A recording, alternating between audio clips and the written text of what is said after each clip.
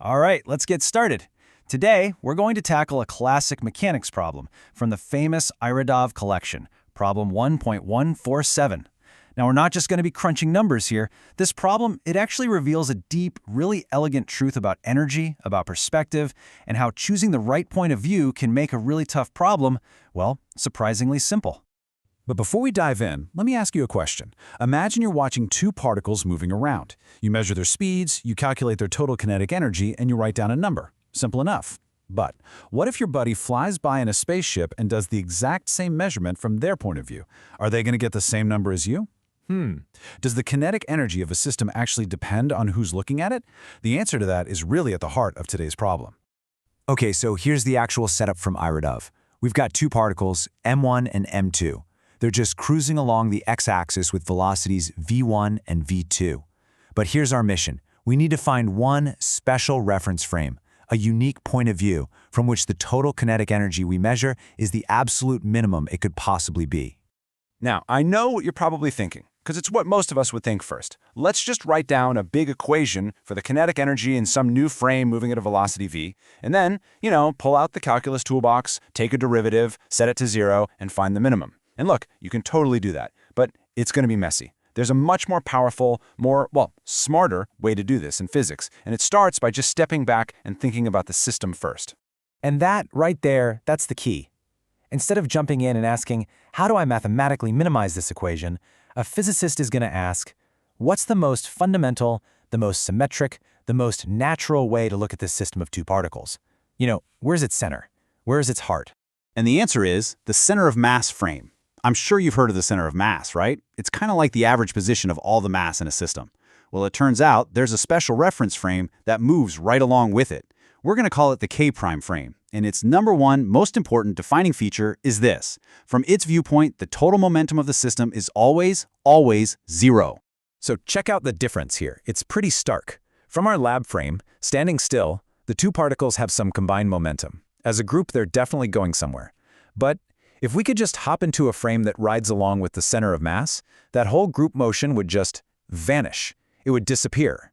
All you'd see is the two particles moving relative to each other. A great way to think about this is with a swarm of bees. The total kinetic energy of that swarm has two parts, right?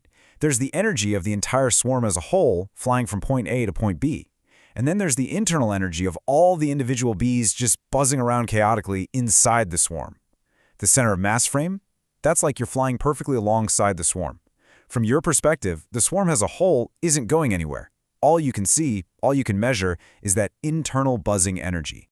And bam! This leads us to the core principle here, a really powerful idea called Koenig's theorem, which, by the way, you can find in section 1.3 of the Irodov text. It says the total kinetic energy you measure in any frame is always the sum of two distinct parts, the kinetic energy of the center of mass plus the kinetic energy relative to the center of mass. It's the flying swarm energy plus the internal buzzing energy. Okay, so take a look at that equation. If our goal is to make the total kinetic energy, T, as small as we possibly can, what can we actually do here? Well, both terms on the right are energies, so they have to be positive or 0. Now that second term, the internal buzzing energy, that's a physical property of the system. We can't change that just by changing where we stand, so what's left for us to minimize? It's simple. We just get rid of that first term. We choose a point of view, a reference frame, where the swarm itself appears to be standing still. A frame where the kinetic energy of the center of mass is 0. And which frame is that? Well, by definition, that is the center of mass frame. And just like that, what looked like a messy calculus problem becomes a simple conceptual one. The lowest energy we can ever see is just that internal energy. Okay, so now that we have this key physical insight, let's crush part A of the problem. Finding the velocity of this minimum energy frame isn't about calculus anymore. It's just about finding the velocity of the center of mass. That's it. And figuring that out, it's pretty straightforward. We know that the total momentum of any system is just its total mass times the velocity of its center of mass. We also know how to calculate the total momentum from the two individual particles in our original lab frame. So we just set those two things equal to each other and solve for v. And there it is. The velocity of our magic frame is just the momentum-weighted average velocity of the particles. That's the answer to part A. Perfect, so that's part A done. Now for part B, we need to actually calculate the value of that minimum kinetic energy. So this means we have to figure out the total kinetic energy as seen by an observer who's moving along at that special velocity, v, that we just found. The process here is super logical. First step, we need to figure out how fast each particle looks like it's moving from our new center of mass frame. And that's just a simple relative velocity calculation. Its original velocity minus the frame's velocity. We'll call them v1 prime and v2 prime. Second step, we just plug these new relative velocities into our good old kinetic energy formula.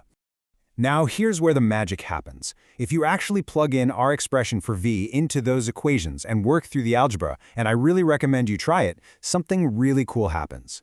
The whole expression cleans up beautifully into this really compact form.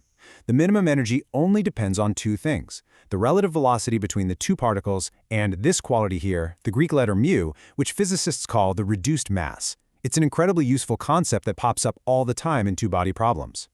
So, why did we just do all that? Was it just some clever trick to solve one little problem from a textbook? No, absolutely not. Understanding how to use the center of mass frame isn't a trick. It's a genuine physics superpower. Look, this idea of the center of mass frame, it's everywhere in physics. It can turn a messy, off-center car crash into a simple head-on collision. It's essential for understanding how binary stars and planets orbit each other. And in particle physics, it is absolutely crucial for figuring out exactly how much energy is actually available in a collision at a place like CERN to create new exotic particles. It lets you peel away the boring overall motion of a system and focus on the really interesting stuff happening inside. So if there's one thing you take away from all this, let it be this core idea. The laws of physics don't change, but our description of them, the math we use, can become so much simpler if we're just clever about our point of view. And finding that perfect perspective, that's where the real art and elegance of physics truly lies. And that brings us full circle, right back to that question I asked at the beginning. We've proven that kinetic energy is not some absolute fixed value. It's relative. It depends on the observer. And this leads to a final, much deeper question. If something we think of as fundamental, like energy, is relative, what about distance? What about time itself? Seriously thinking about that question, well, that's the first step on the road to Einstein's special theory of relativity.